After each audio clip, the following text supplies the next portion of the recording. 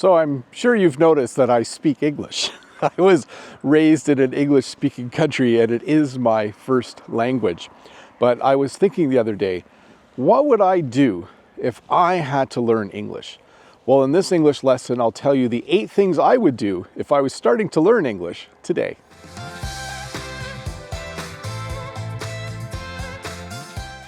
So the first thing I would do if I was starting to learn English today is I would learn the 500 most common words in the English language, or maybe the 1,000 most common words in the English language if I was feeling really energetic. I think this is a great first step when learning a language. If you could find, with a simple Google search, I'm sure you could find the 500 most common words. If you can find them and learn them, you have a real head start when you start to do other things. So I would make flashcards, I would use Quizlet or another online app. I would do whatever I could to learn the most common words in the English language.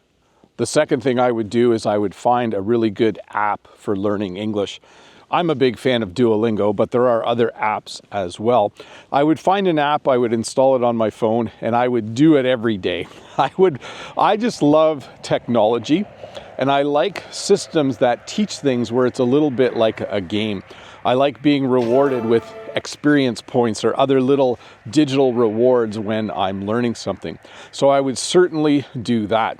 And I just think it's another good way to start. A lot of those apps are designed to kind of identify whether you're a beginner or intermediate or advanced, and it will help you learn the things that are most important for you to learn.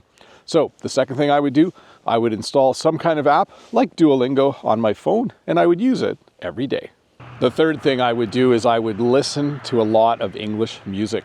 Music is a great way to learn any language, so I would find lots of songs in English. I would memorize the lyrics and look up the words, and I would listen to English music whenever I could. If I was doing dishes, I would listen to English music. If I was going for a walk, I would listen to English music. Music's just awesome because repetition is a great way to practice a language, and music is something that you don't mind listening to over and over again. So the third thing I would do, I would listen to a lot of English music. So the fourth thing I would do if I was learning English for the first time is I would think of a couple of books that I've already read in my native language and then find the English version of those books and reread them. When you already know the story, when you already know the characters and the plot, reading a book in your target language, the language that you are learning, that you've already read in your native language, can be a very good learning activity. You don't have to spend as much time trying to figure out who all the people are and what they're doing. You already know all that, so you can focus on learning new words and phrases. So the fourth thing I would do, I would think of a couple of books that I've already read in my fictional native language, buy them in English and reread them. The fifth thing I would do is I would watch a lot of TV and I would watch a lot of videos on YouTube. In English, of course, because that's the language I'm trying to learn, right? I like TV and I like YouTube better than movies for learning a language. And let me explain why. When you watch a TV show, you get to hear the same actors in every episode, and you start to learn exactly how they speak English and recognize how they talk. When you watch YouTube, the same thing happens. You've probably noticed if you watch the same YouTuber, it becomes easier and easier to understand because you're getting used to the way that they talk. So the fifth thing I would do if I was trying to learn English, I would watch a lot of English language television and a ton of English language YouTube videos. The sixth thing I would do if I was learning English is I would try and find a grammar book that explains English grammar but is written in my native language. So let's say I'm a French speaker learning English. I would try to find a book that's written in French that explains English grammar to me.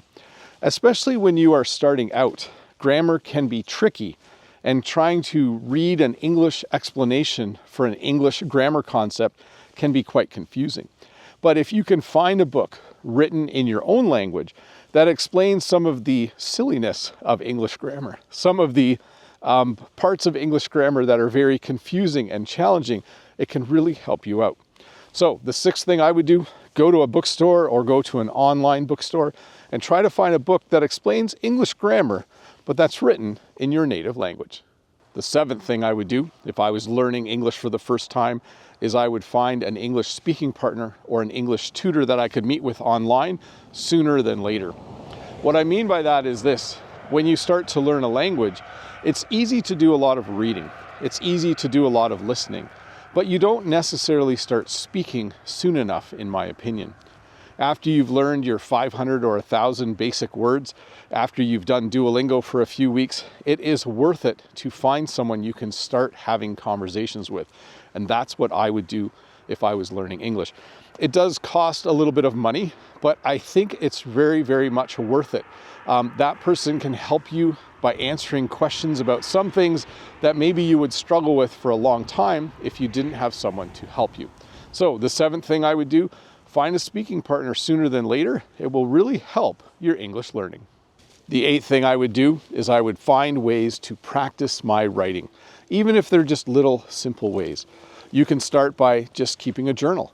Maybe every night write down some of the new words and phrases that you learned in English that day. You could leave comments under videos. You could write little notes about the things you're going to talk about the next time you have an English conversation with your English tutor or speaking partner. So find ways to practice your writing.